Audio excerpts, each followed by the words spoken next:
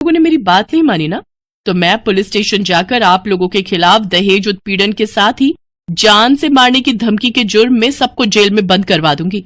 इसलिए जो मैं कहती हूँ वैसा ही करो चुपचाप से। नहीं नहीं बहू, ऐसा कुछ मत करना, तुम जो कहोगी हम वो करेंगे।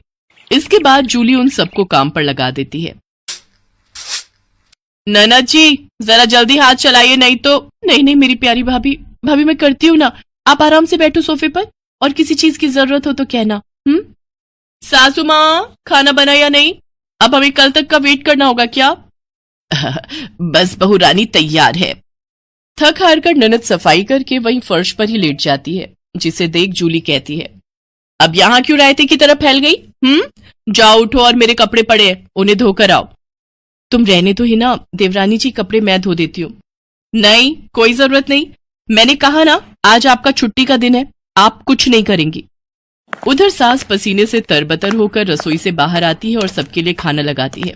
उफ, ये कोई खाना है? इसकी तो शक्ल देखकर ही खाने का मन नहीं कर रहा। ले जाओ ये खाना, मुझे नहीं खाना, मैं अभी अपने लिए कुछ बाहर से ऑर्डर कर रही हूँ। लेकिन बहू मैंने इतनी मेहनत से बनाया है, पूरे 2 घंटे लगे हैं मुझे रसोई में खड़े हुए। तो मैं क्या करूं? आप ससुर जी ये खाना ले जाकर बाहर कुत्तों को डालाना, और आपको जो मैंने सब्जी लाने का काम दिया था क्या वो आपने कर दिया? हाँ बहू, मैं बाजार से सब्जियां ले आया हूँ। Very good. अच्छा लिसन, शाम को मैंने घर पर पाजामा पार्टी ऑर्गेनाइज की है, तो अब आप तीनों जाओ और जल्दी से जाकर शाम के खाने की तैयारी करो। इसके बाद वो तीनों किचन में जाते हैं। हिना रोते हुए अपनी माँ से कहती है, माँ ये नई भाभी हमारे साथ ऐसा क्यों कर रही है? बड़ी भाभी ने तो कभी हमारे साथ ऐसा नहीं किया। हमारा किया हमारे सामने आ रहा है बेटी, हमने जो बड़ी बहू के साथ किया है उसी की सजा हमें मिल रही है।